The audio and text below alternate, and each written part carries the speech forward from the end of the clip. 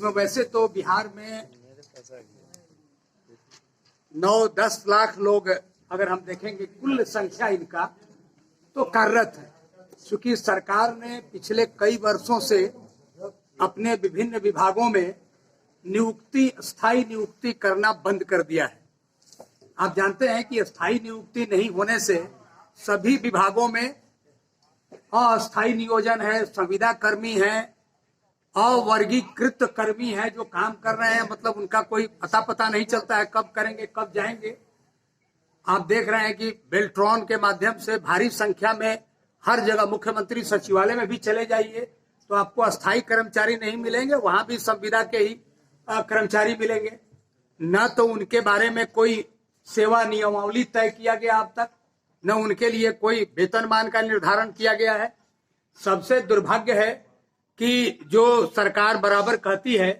कि हम कानून के साथ चल रहे हैं, न्याय और विकास कर रहे हैं, तो कानून का कहाँ है? ये कर्मियों के मामले में एक भी श्रम कानून इस राज्य में लागू नहीं है। ये संविदा कर्मी जितने कार्यरत हैं, ये जब रिटायर करते हैं, अब तो लोग रिटायर कर रहे हैं, संविदा में कार्यरत वो वेट कर रहे थे कि हमारा नियोजन स्थायी होगा, अब तो इसी में वो रिटायर कर रहे हैं। रिटायरमेंट के टाइम में इनको रिटायरल बेनिफिट जो कहा जाता है, सेवानिवृत्ति के समय हर जगह कम से कम ग्रेच्युटी वगैरह और कुछ सब मिलता है, यहाँ तो वो भी एक पैसा सरकार नहीं दे रही है। तो सरकार सामाजिक सुरक्षा की बात करती है, सोशल सिक्योरिटी का, तो कहाँ है ये जो काम कर रहे हैं कर्मचारी? सरकार का जितना कार्य है, जितना कार्यक्रम है, जितना विकास का जो मार्ग है, उन सभी चीजों को अगर कोई अंजाम तक पहुंचाने वाला है तो इस राज्य के जो संविदा आउटसोर्स अवर्गीकृत जो कर्मचारी हैं वही लोग कर रहे हैं। लेकिन सरकार पिछले दफा एक आईवास है, आंख में धूल झोंकने का काम किया नीतीश सरकार ने, जब retired chief secretary Ashok Chaudhary के नेतृत्व में एक कमेटी बनी और वो कमेटी का रेफरेंस पॉइंट यही था कि वो संविदा कर्मियों के नियमितीकरण के बारे में बात करेंगे और उसके लिए कोई मार्ग प्रशस्त करके बताएंगे जो संविदा पर है, आउटसोर्स पर है, अवर्गीकृत कर्मचारी हैं, कि कैसे इनका नियोजन का नियमन होगा, कैसे उनके लिए कोई रास्ता बनेगा। लेकिन वो अशोक चौधरी की कमेटी 2015 में वो कमेटी बनी और वो कमेटी आज तक कार्यरत है।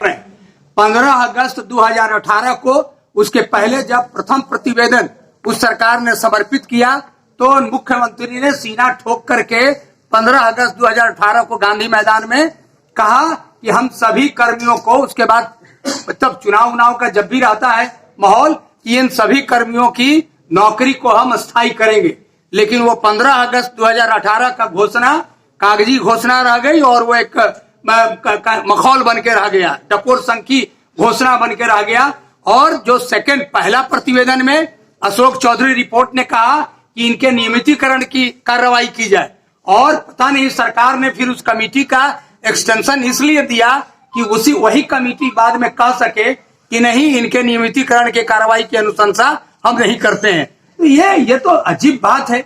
समझ में नहीं आता है कि सरकार आखिर कर्मचारियों के लिए, उनके हितों के लिए क्या करना चाहती है। ये लाखों लोग काम कर रहे हैं इसमें, इनके परिवार के लोग कोरोना काल से लेकर सब काल में बेहाल हैं, लेकिन इनके बारे में सरकार कोई सोच नहीं रही है। इसलिए ये जो संगठन का निर्माण हुआ है, बिहार राज्य संविदा कर्मचारी महासंघ, ये पूरे देश में पूरे बिहार में आउटसोर्स और संविदा और अवर्गीकृत जितने कर्मचारी हैं, 11 लाख से ऊपर की संख्या है इनकी, इन सबों को संगठित करके और न्याय के रास्ते पर आगे हम लोग ले जाएंगे और सरकार से जो भी मुकाबला करनी होगी वो मुकाबला करेंगे। और हम ये कहना चाहते हैं कि अभी 17 जनवरी से